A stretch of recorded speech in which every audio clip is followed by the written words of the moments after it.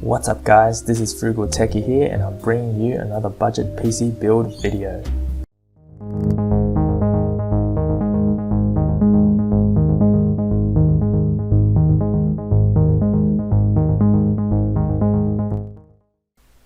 In my last video, I showed you guys what a $35 repurposed office PC could do in Overwatch and CSGO.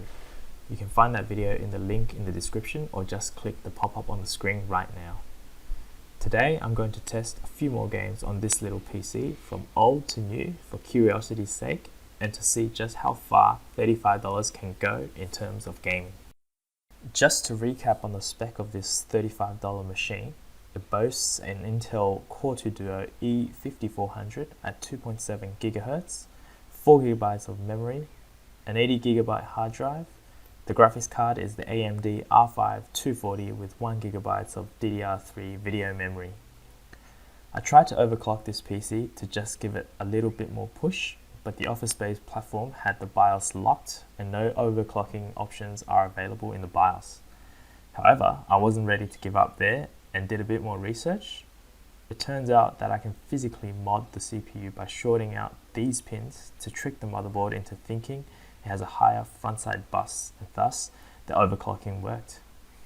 The E5400 is now booting at 3.6 GHz, a 33% improvement over its 2.7 GHz stock speed. So with the overclocking out of the way, let's get into the games and see what this little guy can push out. From oldest to newest, I start off with League of Legends, and what can I say? This PC absolutely ripped apart all the frames that League of Legends could throw at it, with the FPS averaging over 100 and never going below 86 on high settings. Next up we have the big brother to LoL, and that's Dota 2. With the graphics on medium to low, the machine was able to pump out a steady stream of frames in the low 40s and never dipping below 30, even in the 5-on-5 team fights.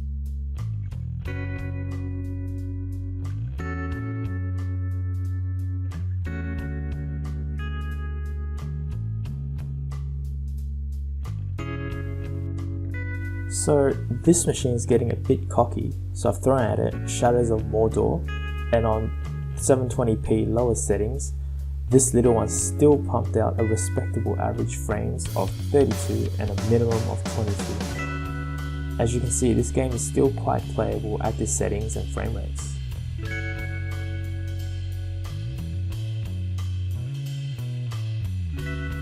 Loading up Tom Clancy's The Division on 720p lower settings, this machine still ran surprisingly well with average frames in the 30s and going as high as 50s. However, I did experience some wild stuttering and the FPS dips to the teens. I guess the 4GB of memory may have held it back there, given this is an MMO shooter and is quite RAM intensive.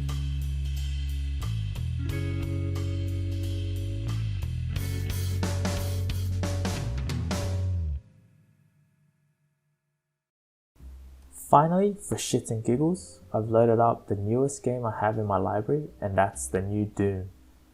I couldn't even load into the menu at first as it would get stuck and freeze. However, after a few attempts, I was able to get into it.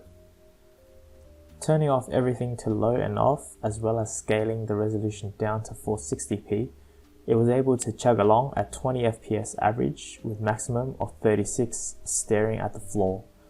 This is probably beyond frugal gaming, and I would call it scraping the bottom of the barrel gaming. And apparently with the settings so low, it did remind me of the graphics in the original Doom.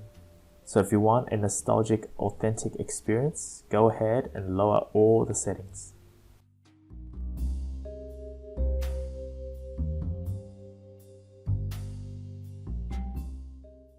So in conclusion, this PC punches well above its weight for a repurposed office machine that spent its glory days crunching spreadsheets and Word documents.